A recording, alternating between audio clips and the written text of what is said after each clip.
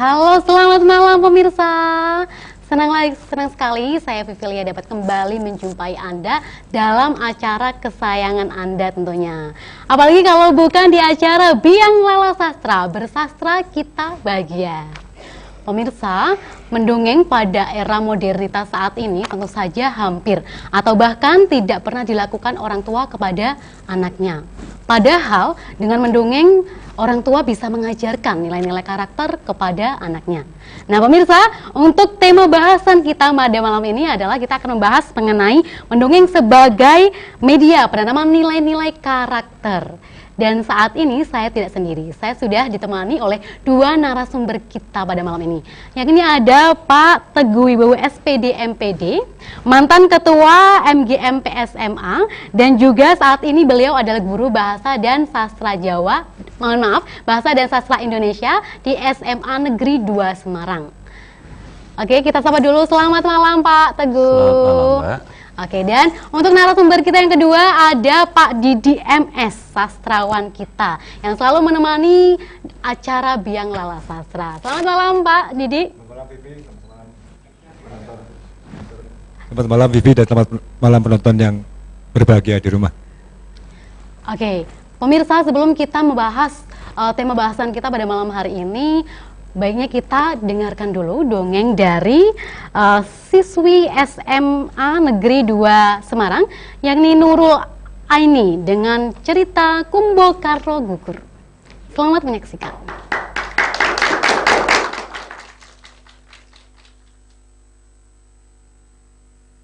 Bumi gonjang ganjing, langit kelap-kelap katon.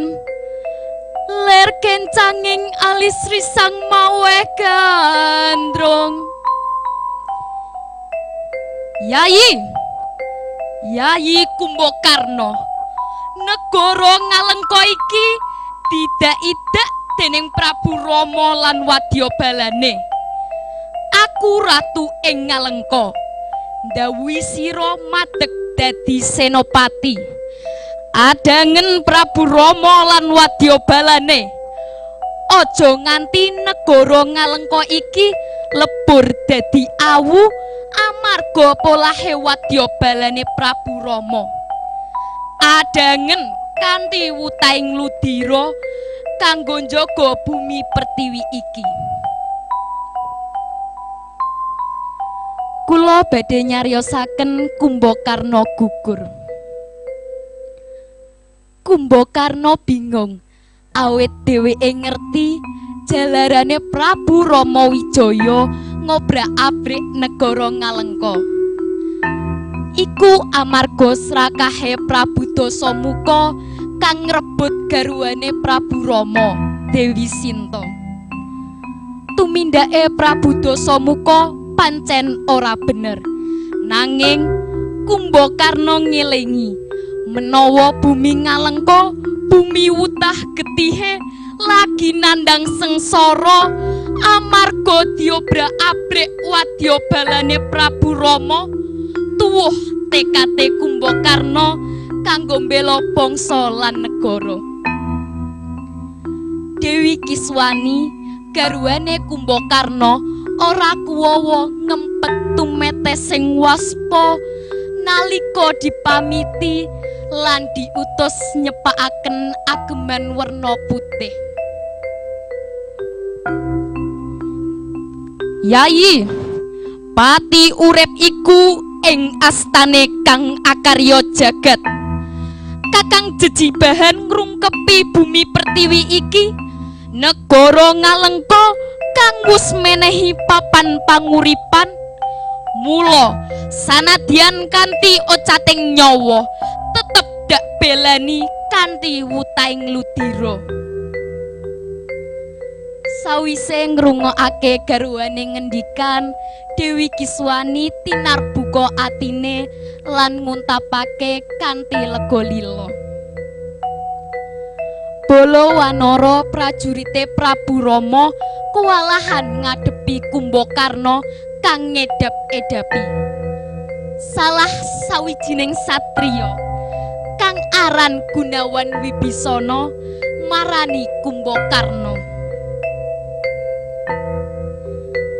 Kakang Kumbakarna, sangertos kula Kakang tansah mbelani dhateng kautaman. Kenging menapa sakmenika Kakang madeg dadi senopati bela Kakang Prabu Dasamuka ingkang ateges mbelani angkara murka. Ngerti Di, aku madeg dadi senopati iki amarga nglungguhi darmaning satriya kang kudu mbela bangsa lan negara. Perkara tumindake Prabu Dasamuka iku dudu tanggung jawabku. Nanging Di, rusake negara Ngalengka aku ora bisa nrimakake. Wibisana Ndepra nyuwun pangapura awet wis duwe pendakwa ala marang kakange. Boten ateges kula cidra dhateng negari Ngalengka Kakang, nanging kula kedah netepi darmaning satriya ingkang bela sinten ingkang leres.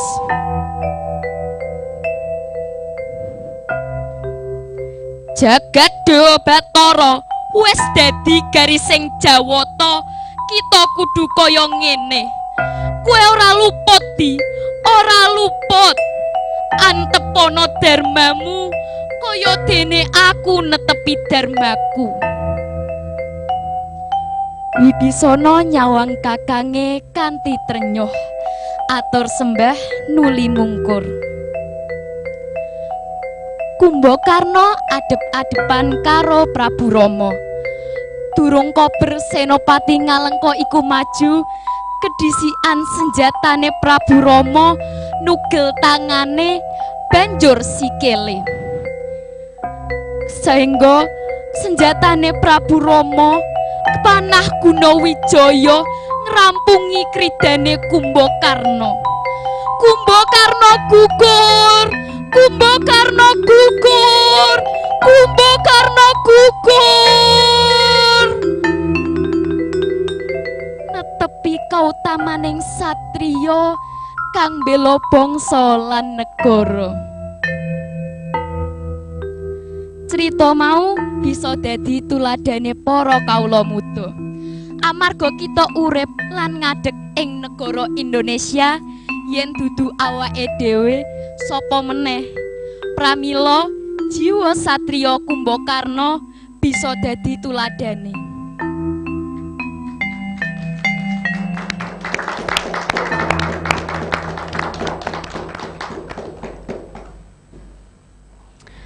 Iya, luar biasa sekali siswinya yang bernama Nurul Aini, Pak. Kumbakarna gugur, luar biasa sekali ya Pak ya. Itu gurunya siapa sih Pak yang mengajarkan Pak? Gurunya Pak Anggit. Oh Pak Anggit ya, Iya. oke. Guru apa tuh Pak Anggit? Bahasa Jawa. Oke, guru bahasa Jawa ya Kan Pak yang ya. luar biasa. Oke, luar biasa. Pak Teguh juga luar biasa karena bisa berdiri dan bisa duduk kita berbincang-bincang. Kita akan mengobrolkan mengenai tema kita pada malam hari ini nih Pak. Mendongeng nih Pak, mendongeng sebagai media penanaman nilai-nilai karakter kepada anak nih Pak ya, kepada khususnya generasi penerus bangsa. Sebelumnya mungkin bisa dijelaskan Pak definisi mendongeng itu Pak kepada pemirsa yang ada di rumah.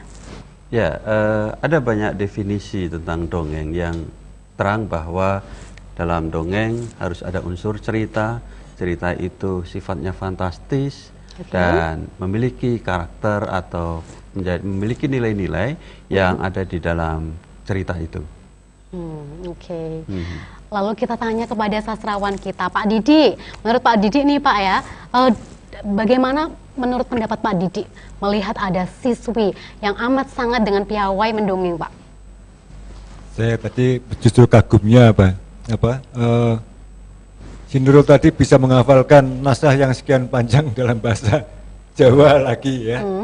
Dan seusia dia terus terang saya nggak sanggup itu.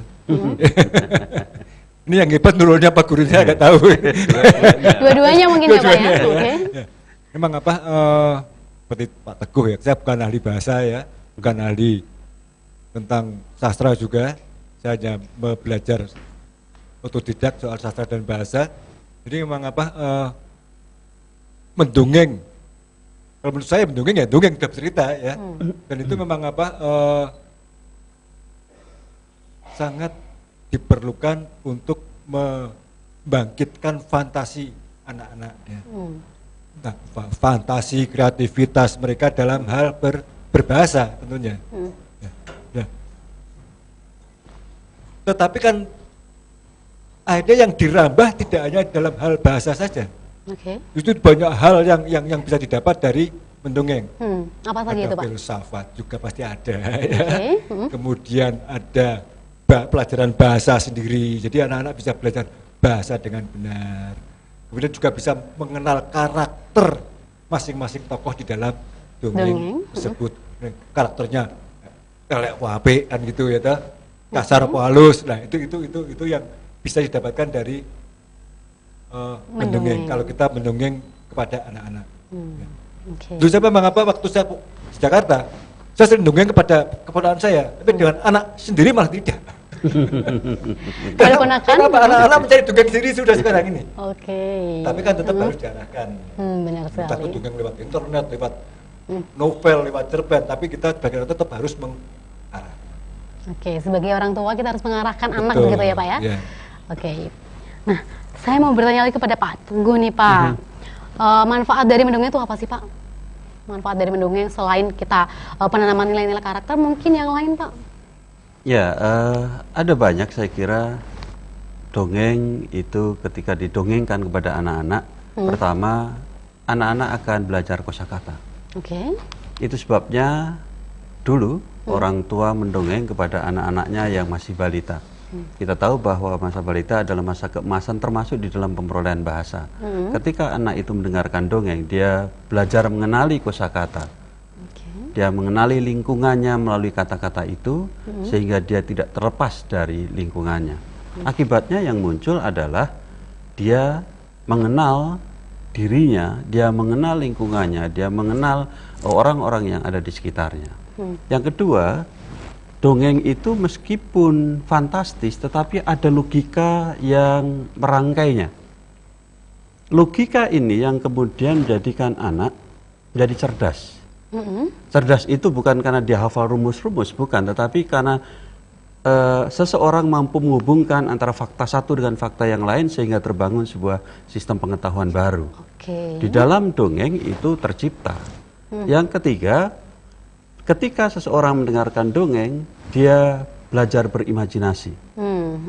Ketika orang mendengarkan dongeng, sebenarnya dia hanya menyerap kata-kata, tetapi apa yang terbangun di dalam dirinya, di dalam otaknya, adalah imajinasi tentang peristiwa-peristiwa. Benar. Nah, kemampuan berimajinasi ini menjadi awal bagi penciptaan hal-hal baru. Semua hal baru saya kira berasal dari imajinasi. Sehingga ketika anak itu diperkenalkan dengan dongeng sejak masa dia awal, maka dia sudah dilatih untuk berimajinasi. Sehingga pada akhirnya dalam perkembangannya nanti dia menjadi orang yang memiliki kemampuan untuk menemukan dan membuat hal-hal baru. Oke. Yang berikutnya adalah tentu saja di dalam dongeng, karena di dalamnya ada nilai-nilai, ada nilai kepahlawanan seperti tadi Kumbhukarno Gugur itu, ada nilai cinta kasih, ada nilai kesetiakawanan, dan macam-macam. Itu masuk ke dalam diri anak melalui dongeng, tidak dengan paksaan. Tidak ada orang tua memaksakan dengan pidato secara vulgar di dalam dongeng. Benar. Nah, sehingga ketika anak itu mendengarkan dongeng dan meresapinya, maka secara otomatis masuk ke dalam dirinya nilai-nilai karakter. Efeknya adalah ketika dia berkembang sebagai manusia dewasa, dia menjadi manusia yang baik. Saya kira itu beberapa hal yang dapat diserap dari manfaat mendongeng. Banyak sekali manfaatnya ya Pak ya. Nih Pak, sekarang kan zaman serba modern Pak. Banyak orang tua tuh yang lalai, tidak mendongeng ketika mau tidur gitu Pak kepada anaknya. Sehingga juga itu menyebabkan mungkin orang tua sama anak itu kurang harmonis begitu loh Pak. Padahal kan dulu dengan mendongeng itu kan merupakan salah satu sarana untuk pendekatan antara orang tua dan juga anak. Pendekatan Menurut emosi. Iya benar sekali. Menurut Pak Teguh bagaimana Pak untuk saat ini Pak keadaan seperti ini? Ya, kebiasaan mendongeng orang tua kepada anak tidak bisa digantikan seperti yang tadi Pak Adriana sampaikan. Anak-anak sekarang bisa memperoleh dongeng dari membaca gadget, membaca buku. Ada hal yang tidak bisa digantikan, yaitu ketika orang tua, ibu atau bapak itu duduk bersama atau tiduran bersama, lalu sang ayah atau sang ibu itu mendongeng untuk anak-anaknya. Kedekatan hubungan ini tidak bisa digantikan oleh buku. Termasuk misalnya orang tua mengajak anaknya ke toko buku dan anaknya itu mencari bahan bacaan yang berupa dongeng, tidak bisa digantikan. Karena itu saya kira menjadi menarik ketika orang-orang dewasa, para orang tua itu tidak lagi merasa tidak punya lagi waktu untuk anak-anaknya untuk kegiatan dongeng ini. Saya kira mendongeng 10-15 menit sudah bisa selesai, Pak Driada, ya sebenarnya. Dan iya. Dan itu sangat mendekatkan hubungan emosional antara ayah, ibu dan anak-anaknya.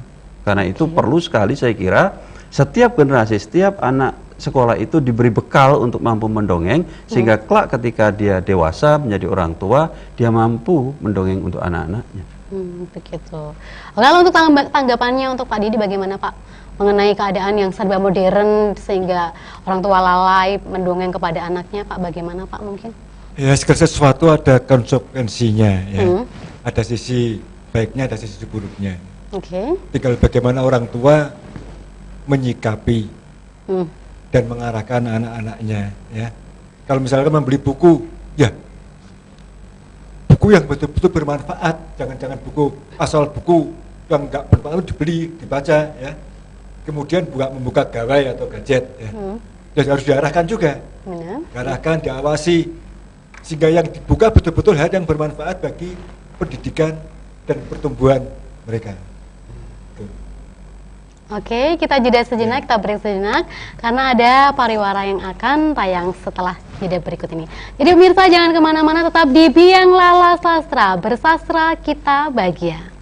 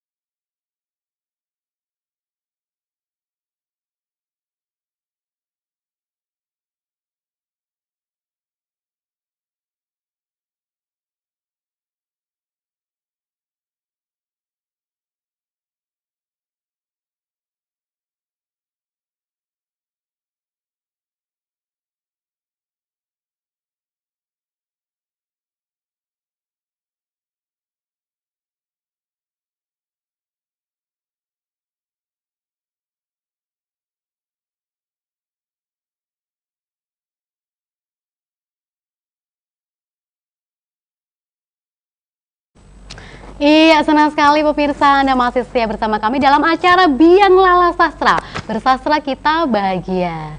Nah pemirsa, kita tadi sudah membahas mengenai definisi mendongeng dan segala macam mungkin yang berkaitan dengan mendongeng. Kita akan bahas lagi bersama dengan narasumber-narasumber terhebat kita pada malam hari ini. Oke, Pak Teguh nih Pak, mungkin ada nggak sih Pak kiat atau upaya yang dilakukan dari mungkin pihak orang tua atau pihak guru di sekolah atau bahkan pemerintah untuk menggalakkan ini Pak program mendongeng kepada siswa di sekolah Pak? Ya, mengingat begitu besarnya manfaat mendongeng, saya pikir perlu bagi pemerintah memasukkan materi mendongeng dalam artian memberikan bekal kepada para siswa untuk kelak dia bisa menjadi pendongeng yang baik bagi anak-anaknya.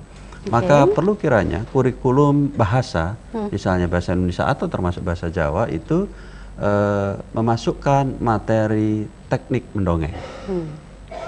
Tidak perlu saya pikir orang tua menjadi pendongeng profesional, tetapi dia perlu menguasai teknik-teknik dasar mendongeng sehingga ketika nanti dia mendongeng untuk anak-anaknya sebelum tidur misalnya, dia mampu membawakannya dengan baik. Selama ini yang ada di dalam kurikulum bahasa dan sastra Indonesia misalnya yang saya tahu itu tidak sampai pada bagaimana mendongeng yang baik, tetapi sampai pada jenis mendongeng, jenis dongeng, kemudian analisis dongeng, sedangkan kemampuan mendongeng itu tidak terlalu memperoleh tempat. Saya kira hal yang sama terjadi juga di bahasa Jawa. Jika ini diteruskan, maka saya khawatir para orang tua kita kelak itu tidak banyak yang mendongeng untuk anak-anaknya, dan ini akan berbahaya bagi perkembangan anak-anaknya kelak. Gitu. Bagi sekolah saya kira perlu untuk memberikan wadah.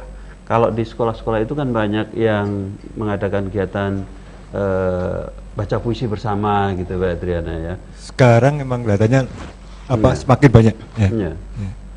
Demikian juga wadah-wadah kesastraan seperti yang di RRI yang diampu oleh Pak Adriana, kemudian di perguruan-perguruan tinggi membaca puisi sudah banyak, menulis cerpen sudah banyak, tetapi mendongeng masih belum punya wadah yang cukup untuk itu. Jika kegiatan-kegiatan seperti itu digalakkan di banyak tempat, di dalam banyak waktu, saya pikir mendongeng itu akan memperoleh perhatian yang baik gitu. Dan itu akan mendorong orang untuk bagaimana sih mendongeng yang baik itu gitu. Berarti perlu diadakannya untuk wadah mungkin kalian di sekolah. Saya kira begitu, ya? Oke. Lalu dari kacamata sastrawan sendiri nih Pak, bagaimana sih Pak kita Pak kiatnya supaya anak tuh bisa mendongeng Pak? Mungkin bisa diadakan kelas mendongeng Pak di luar sekolah gitu oleh para sastrawan atau bagaimana Pak Didi? Ya tadi seperti disampaikan Pak Teguh ya. Memang sekarang saya melihat panggung baca puisi semakin banyak ya. Dan beberapa kali saya melihat juga ada yang mengadakan lomba mendongeng ya. Tapi belum sebanyak panggung-panggung pembacaan puisi. Nah, mungkin sekarang ini saat ini harus dimulai penggalaan panggung mendongeng. Ya. Mungkin bisa dimulai dari entah lembaga pendidikan ya yang mereka istilahnya punya kapasitas untuk mengadakan itu, entah itu balai bahasa, entah itu Diknas ya. Betul. Jadi dimulai dari misalnya lomba mendongeng kelas tingkat SD, tingkat SMP, tingkat SMA. Nah itu menurut saya mulai saat ini harus mulai digalakkan. Ya, seperti agar semakin marak seperti panggung-panggung baca puisi yang ada saat ini. Perlu digalakkan juga ya Pak ya mendongeng Pak ya. Betul. Oke, selain mungkin puisi, mendongeng juga termasuk sastra begitu ya Pak ya, bersastra dan berbahasa. Oke, kita jeda sejenak Pak karena habis ini kita mau menyaksikan siswi kita dari SMA Negeri 2 Semarang untuk mendongeng. Nah inilah pemirsa siswi dari SMA Negeri 2 Semarang. Matahari bersinar kembali. Karya Ibu Uun. Hari masih pagi benar. Made tahu pasti sekarang kira-kira pukul 4.30. Karena lapangan tenis di belakang rumahnya telah terang dan bunyi bola dipukul begitu jelas dari biliknya. Dengan sigap, dia bangkit dari tempat tidurnya dan tanpa mandi cepat pergi setelah pamit dengan ibunya. Made menggerutu karena lubang selokan di bawah tembok yang memisahkan kompleks dengan kampungnya ditutup. Kalau saja lubang itu tidak ditutup, pasti sudah sampai. Sekarang harus jalan memutar, dan ini berarti bisa tidak kebagian jaga bola di lapangan tenis itu. Sebab banyak teman-temannya yang berkeinginan serupa. Dengan setengah berlari, akhirnya sampai juga ke lapangan tenis itu. Dilihatnya, Ibu Tarto sedang memukul-mukulkan bola di tembok. Begitu melihatnya, bukannya tersenyum, tapi bersungut-sungut. "Mana temanmu yang lain? Kok kamu yang jaga?" Itu salamnya. Sedih hatinya. Dia memang masih kecil, badannya lemah dan agak penyakitan. Namun, punya keinginan membantu meringankan ibunya yang setiap hari membanting tulang. Uang jaga tenis paling tidak bisa dipergunakan untuk membeli keperluannya sendiri. Dengan perasaan kecewa yang ditekan, dia memunguti bola yang dipukul Ibu Tarto. Tapi ibu yang judes ini selalu kurang puas terus atas pertolongannya. Tak lama kemudian, Pak Pelatih datang. Diambilnya tas yang berisi raket dan handuk, serta bola dan diletakkannya di bangku panjang. Sementara Pak Pelatih memanaskan badan, dia mengeluarkan raket, bola, dan handuk kecil dari dalam tas. Itu sudah pekerjaan rutinnya. "Made, raket!" Kedengaran suara Pak Pelatih. Dengan cekatan diserahkannya raket dan bola pada Pak Pelatih. Tak lama kemudian datang teman-temannya. Ibu Tarto berteriak meminta Ketut menggantikannya. Tapi dicegah Pak Pelatih. Alasannya, Ketut tidak pasti datangnya, sedang Made bisa diharapkan datang pada hari dan juga jam-jam latihan. Bu Tarto terpaksa menurut walau kelihatan kecewa. Kemudian datang ibu-ibu yang lain. Dan latihan berlangsung sampai jam 7. Kesempatan jaga bola hanya didapatnya pada hari-hari latihan ibu-ibu. Karena pada kesempatan yang lain biasanya harus berebut dengan teman-temannya yang lebih besar. Hanya karena kebaikan Pak Pelatihlah dia mendapat kesempatan itu.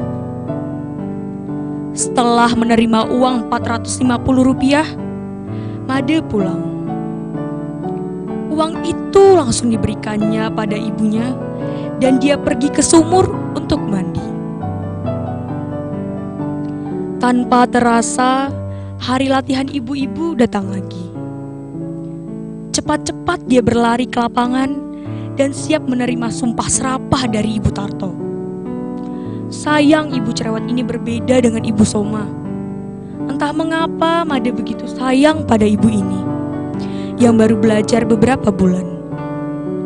Pendatang baru ini rumahnya di sebelah lapangan tenis. Senyumnya sangat menjejukkan hati. Rasanya dekat dengan Ibu Soma seperti dekat ibunya saja. Sampai di lapangan, ternyata Pak Pelatih sedang memanaskan badan.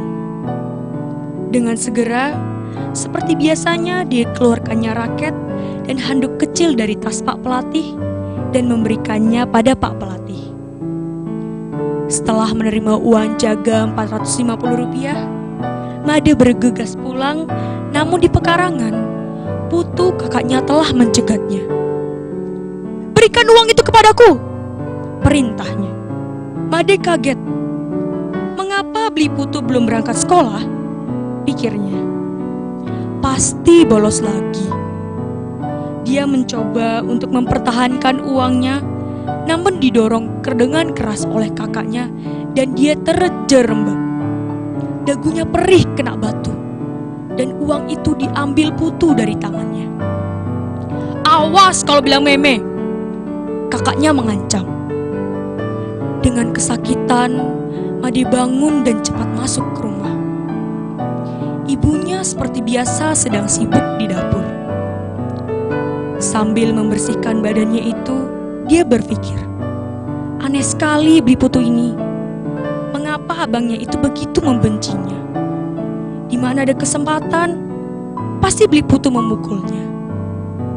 Ada saja alasannya. Dia sangat sayang pada abangnya. Aneh. Itulah sebabnya selalu ditutup-tutupinya kelakuan Beli Putu dari ibunya. Karena kalau ibunya tahu, pasti Beli Putu didamprat habis-habisan.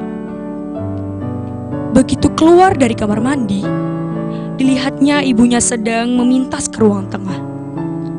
Dengan cepat, disambarnya celana kering di dapur dan lari keluar. Main ke teman di sebelah rumahnya. Ade bingung. Apa jawabnya kalau ibunya bertanya tentang dagunya? Selama ini, ia tidak pernah berbohong. Jadi, hanya diam kalau ditanya mengenai kenakalan. Dan ibunya akan mengomelinya karena disangkanya dia berkelahi dengan teman-temannya. "Made!" Kedengaran suara ibunya memanggil. Cepat dia berlari pulang. Benar dugaannya. Ibunya segera melihat memar di dagunya itu. "Apa pula itu? Engkau berkelahi lagi ya? Dengan siapa? Sudah beli putu kau lagi. Lalu mana hasil uangmu?" Made bingung. Tapi ibunya menyambung lagi. "Oh, jadi tidak kebagian jaga, lalu berkelahi rebutan tempat jaga ya?" Made diam saja. "Sudah, sana sarapan. Sebelum ke sekolah jangan lupa bawa Jojo ke ruang." Legalah hatinya karena tidak membohongi ibunya dan tidak membuat susah beli putu. Tapi, sampai kapan ini harus berlangsung? Ketika akan belok ke warung tempat menyetorkan kue-kue jajanan, dia dicegat lagi oleh Putu. "Kau bilang meme tadi?" tanyanya sambil melotot. "Tidak beli." "Minta jajannya," katanya pula. "Jangan beli, nanti kurang setoran kita." "Mau ini?" kata Putu sambil menakut-nakuti dengan tinjunya. Made diam saja ketika kurang lebih 5 kue Nagasari dikantongi kakaknya. Dulu Beli Putu tidak begitu. Beli Putu adalah kakak yang baik tadinya. Rajin di sekolah dan rajin membantu ibunya. Sebelum sekolah, mereka menjaga bola bersama-sama. Tapi Beli Putu hanya jaga sampai jam 6 karena jam 7 masuk sekolah.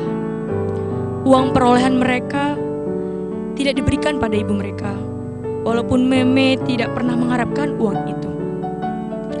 Sepulang dari sekolah, mampir ke warung untuk memberikan kue-kue, dan kalau kurang tanpa disuruh Meme, Beli Putu mengisi persediaan kue di warung. Sekarang, sejak berkenalan dengan anak-anak nakal itu, kelakuan Beli Putu berubah sama sekali. Bukan saja berani meminta uang hasil jerih payahnya, tetapi juga tidak pernah lagi mau membantu Meme.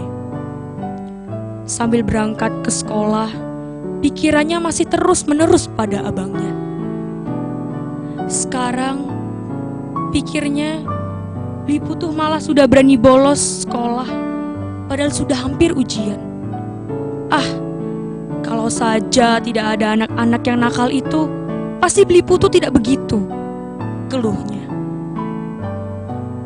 Made bangun agak kesiangan pagi itu, karena didengarnya pukulan bola tenis telah ramai benar. Dengan segera, dia turun dari tempat tidur, tapi kepalanya agak pusing dan badannya agak dingin.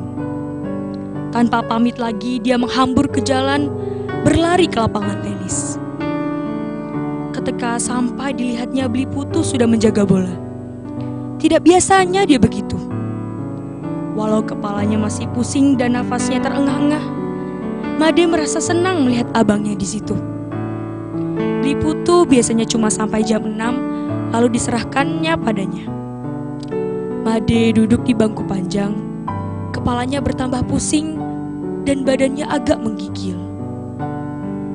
Di bangku itu dilihatnya tas ibu-ibu dan juga Pak Pelatih, tapi dia tidak peduli. Di sisihannya tas Pak Pelatih dan dia duduk bersandar pada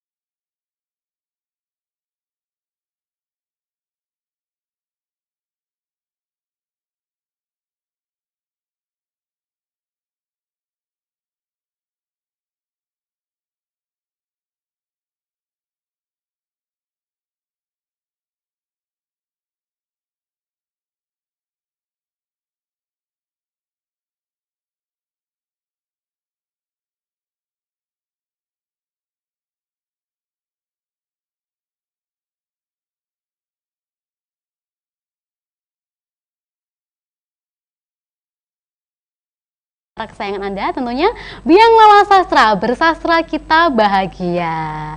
Oke, kita lanjutkan perbincangan kita pada malam hari ini pemirsa kepada Pak Teguh dan juga Pak Didi. Oke, Pak Teguh, Pak Teguh ini kan gurunya tadi Pak, luar biasa sekali siswanya Pak. Apakah ada ekstra di sekolah Pak? Kebetulan kalau khusus untuk mendongeng di SMA 2 Semarang belum ada. Tetapi kami punya ekstrakurikuler sastra, sanggar sastra. Di dalam sanggar sastra itu tentu saja dipelajari puisi, ada cerpen, dan karya sastra yang lain. Oke. Gitu. Boleh lah Pak, nanti saya main-main ke SMA boleh Negeri 2 banget. Semarang Pak, Boleh untuk banget. ikut belajar bersama begitu ya? Iya. Boleh ya Pak ya? Boleh Oke, nanti kita bermain bersama di sana pemirsa. Kita belajar sastra. Sekalian Pak, dimasukkan Pak mendongengnya dalam ekstra tersebut Pak, mungkin Insya Pak? Allah begitu. Oke. Iya. Kami punya selain sanggar sastra, kami juga punya komunitas film, kami juga punya komunitas fotografi, dan macam-macam. Kita punya 34 cabang ekstrakurikuler. Wow, luar biasa sekali ya Pak ya. Lalu untuk prestasi-prestasi yang dihasilkan siswa Pak dari bidang mungkin bahasa dan sastra Pak, apa saja Pak selama ini? Di cabang film misalnya, karena kami pikir film pun termasuk bagian dari sastra juga Pak ya, dalam artian ceritanya. Itu kemarin kami juara harapan 1. Kami baru pertama kali ikut, kemudian sebagai finalis juga pada jenis lomba yang lain. Sedangkan pada sastra beberapa kali siswa kami menang di FLS 2N, meskipun belum sampai tingkat nasional. Oke, mungkin saya bisa bergabung lah Pak nanti Pak. Insya Allah gitu. Oke, lalu untuk Pak Didi nih Pak Didi kan punya kelas ya Pak ya, kelas sastra ya Pak Didi ya, benar ya Pak ya? Kelas bukan ya, banyak komunitas. Oke, saja. komunitas. Adakah Pak mau mendirikan komunitas mendongeng Pak Didi sebagai sastrawan? Ya tentunya apa? Andai kata ada anggota yang bisa mendongeng, tentu kami akan memulai juga. Karena tidak semua orang bisa mendongeng ya. Benar sekali. Ya mungkin setiap cara punya kalian sendiri, ada yang senangnya baca puisi, ada senangnya mendongeng, ada senangnya musik lah. Itu kan kalau menjadi satu komunitas yang bergabung kan itu kan akan lebih meriah gitu ya. Ya kalau kumpul-kumpul ada yang mendongeng, ada yang baca puisi, ada yang bermain musik, ada yang musikalisasi ya. Jadi seperti itu. Oke. Dan sebenarnya mendongeng itu tidak sulit kok, ketika kita tahu bahwa ada begitu banyak buku-buku mendongeng sekarang ya. Tidak hanya dalam bentuk teks, tetapi juga ada cerita bergambar gitu. Yang itu saya kira bisa digunakan oleh para ibu-ibu jika dia tidak memiliki kemampuan yang cukup untuk mendongeng, untuk menghasilkan dongeng. Bisa menggunakan buku-buku itu, bisa menggunakan gambar-gambar yang ada di dalam cerita bergambar itu sebagai bahan untuk mendongeng. Di luar itu dia, saya pikir, mempelajari bagaimana mengubah warna suara menjadi tokoh satu dengan menjadi tokoh yang lain, merangkai kalimat dengan kalimat yang lain, sehingga menghasilkan rangkaian cerita. Saya kira semua orang bisa. Sehingga tidak ada alasan sebenarnya Pak ya, bahwa saya nggak bisa mendongeng tuh untuk anak saya, tidak ada alasan. Karena berarti semuanya bisa ya Pak ya? Sebenarnya bisa, dan itu penting bagi anak-anak. Kemauan. Iya betul. Semuanya bisa, yang penting adalah tekad dan juga kemauannya, begitu ya Pak ya? Balik lagi nih Pak, tadi tema kita kan mengenai mendongeng sebagai media penanaman nilai-nilai karakter. Pak, nilai-nilai karakter apa saja sih Pak? Mungkin bisa dijelaskan kepada pemirsa? Apa saja? Di dalam mendongeng kita bisa belajar banyak karakter manusia. Di antaranya kita juga bisa belajar karakter cinta kasih. Kita bisa belajar karakter mencintai bangsanya sendiri, seperti tadi dikisahkan melalui cerita tentang Kumpo Karno.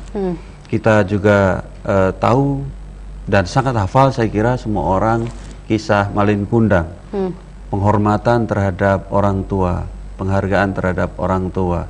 Kemudian juga kisah-kisah yang bertokohkan binatang, kemudian settingnya ada di hutan. Saya kira bukan sekadar pemilihan tokoh itu kancil atau buaya, kemudian ada di hutan, di situ ada banyak tanaman, tetapi bahwa di situ ada nilai kecintaan kepada alam.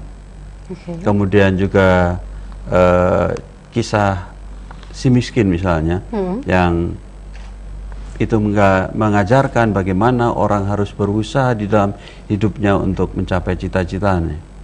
Jadi ada banyak sifat-sifat baik yang bisa dipelajari melalui mendongeng, Mbak. Melalui mendongeng gitu ya Pak ya. Iya. Karena mendongeng itu menjelaskan atau menjelaskan nasihat yang baik kepada anak begitu Iya, ya Pak ya. iya. Nilai-nilai karakter bisa terbentuk dengan kita mendengarkan dongeng Betul, seperti itu ya betul, Pak ya. betul. Dan untuk mendongeng sendiri itu pun tidak harus kita harus piawai terlebih dahulu. Iya. Mungkin bisa melalui buku Iya. kita bacakan kepada anak kita begitu pemirsa. Oke Pak Didi sendiri bagaimana Pak menurut tanggapan Pak Didi nilai-nilai karakter Pak yang bisa dijelaskan Pak Didi dari kita lihat tadi mendongeng Pak? Ya tadi sudah saya kemukakan, sudah ditambah Pak Teguh ya. Kemudian intinya tidak hanya mendongeng saja ya Pak, semua matra seni ya itu bisa membentuk karakter anak ya. Bisa ada kayak media seperti itu ya, juga bisa membentuk budi pekerti anak dalam perkembangan berpikir, dalam perkembangan pendidikannya, semua seni bisa ya. Oke. Hanya memang masalahnya malam ini kita mengambil topiknya dongeng kan gitu Dongeng, ya. oke. Ya. Jadi seperti tadi Mega sama Uli namanya ya. Oke. Saya senang tadi dia buku cerita ini dia baru pegang malam ini ya. Dia baca sekilas ya. Tetapi dia bisa membedakan warna suara antara tokoh satu dan tokoh lainnya. Jadi dia belajar dengan cepat ya. Nah, ini bukannya yang lain tidak bisa, tetapi kan ini dibutuhkan keberanian. Percayaan diri untuk tampil terutama di depan kamera ya. Nah, ini yang tidak semua anak, tidak semua orang bisa melakukan, berani melakukan. Ini yang jadi untuk melangkah, untuk melakukan sesuatu, memang harus dibutuhkan keberanian, harus dibutuhkan percaya diri. Jangan takut salah, ya. Kalau takut salah, tidak akan pernah bisa maju. Langkah kita tidak akan pernah bisa maju. Ya, gitu. Berarti belajar jangan takut salah begitu Jangan ya Pak takut ya? salah. Salah itu wajar, tapi jangan sampai terulang kan begitu. Salah untuk perbaikan berikutnya. Oke. Ya. Luar biasa sekali ya. Tadi siswanya membaca baru malam ini ya Pak Didi ya? Ya, mudah-mudahan penulisnya Ibu Un Oke. bisa menonton, karena beberapa kali terkendala tidak bisa menonton Semarang TV. Kan Ibu Un kebetulan kakak kelas saya di Trinitas ya. Juga teman-teman komunitas juga, dan dia juga sejak kecil sudah aktif menulis sampai sekarang usianya baru 72 tahun. Baru 72 tahun ya Pak Iya, ya? dan Baru. masih aktif menulis. Tapi masih Iya. aktif ya Pak ya? Bisa dibuka Luar di biasa sekali. Facebooknya Ibu Un, ada itu nanti. Oke, Iya. bolehlah Pak nanti saya searching Iya. di Facebooknya ya Pak Iya. ya. Oke nih Pak, untuk harapan kedepannya Pak bagi generasi penerus bangsa, Pak Teguh kepada generasi penerus bangsa itu harus bagaimana sih Pak sikapnya terhadap ini loh Pak, mendongeng kayak gitu, bagaimana Pak? Ya, mencintai dongeng, terutama dongeng-dongeng yang berakar pada budaya kita, menurut saya adalah bagian dari wujud kecintaan kita kepada bangsa ini, kepada negeri ini. Negeri ini melahirkan banyak dongeng-dongeng yang luar biasa, dan itu harus kita jaga, sehingga nilai-nilai yang ada di dalamnya juga ikut terjaga dan terwarisi. Bagaimana caranya? Banyak hal yang bisa kita lakukan. Di antaranya adalah menuliskannya, kemudian mendongengkannya kembali secara lisan. Sehingga karya-karya puncak dari sastra masa lalu itu tidak hilang begitu saja di tengah arus gelombang modernisasi. Oke, lalu untuk Pak Didi sendiri Pak, harapannya Pak kepada generasi penerus bangsa terhadap mendongeng Pak, bagaimana Pak Didi? Ya, tadi sudah disinggung Pak Teguh dan sudah katakan ya Pak. Mulai sekarang kita harus memasarkan dongeng, terutama dongeng-dongeng asli yang kita miliki. Khususnya di pulau di Jawa Tengah ya. Itu kan banyak dongeng-dongeng rakyat banyak sekali. Dan seperti dongeng dolanan anak-anak pun sekarang sudah hilang. Oke. Ya, ini jangan sampai seperti itu gitu. Jadi apa? Dongeng-dongeng apa rakyat harus dimunculkan lagi. Benar. Dan memang sudah ada ada kemauan beberapa budayawan yang menghimpun itu. Salah satunya Mas Jafar Muhammad ya, Dewan Semarang itu sudah mulai mengumpulkan dongeng-dongeng rakyat, lagu-lagu dolanan, juga jenis-jenis mainan anak-anak ini sedang dikumpulkan, mau dibukukan. Ya. Tapi kan seorang Jawahir Muhammad saja tidak akan mampu pasti. Ya. Dibutuhkan yang lain untuk saling melengkapi. Ya. Oke. Itu yang menurut saya sudah mulai perlu digarap oleh para seniman dan budayawan. Oke. Khususnya di Semarang. Oke, apalagi di Indonesia ini banyak sekali dongeng-dongeng ya Pak ya.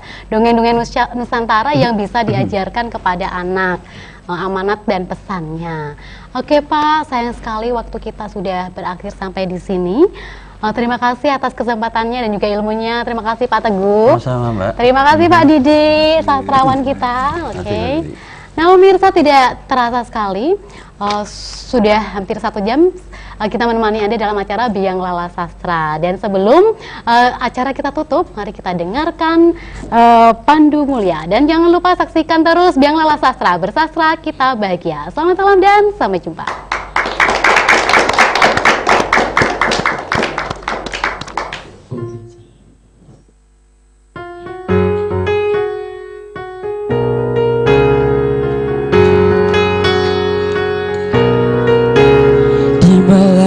Ini aku tak dapat memejamkan mata, bebas berasa, begitu berat terasa.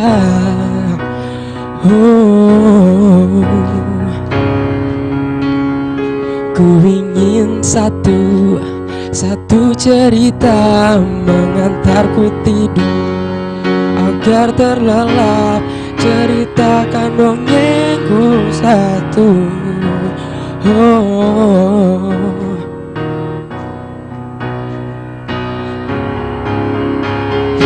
Dongeng sebelum tidur, ceritakan yang indah agar ku terlelap. Dongeng sebelum tidur, mimpikan aku, mimpikan yang indah.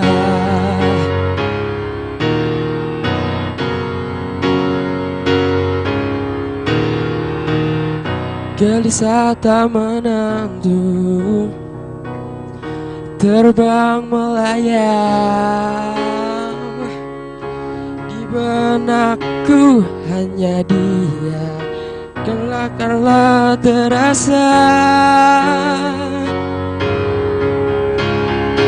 Dongengmu sebelum tidur, ceritakan yang indah agar ku terlelap.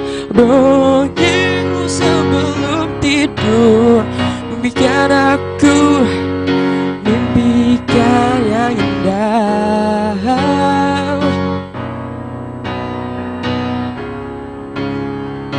Dongengmu sebelum tidur, ceritakan aku agar ku terlelap. Dongengmu sebelum tidur, mimpikan aku, mimpikan yang indah, mimpikan yang indah, mimpikan yang indah. Terima kasih.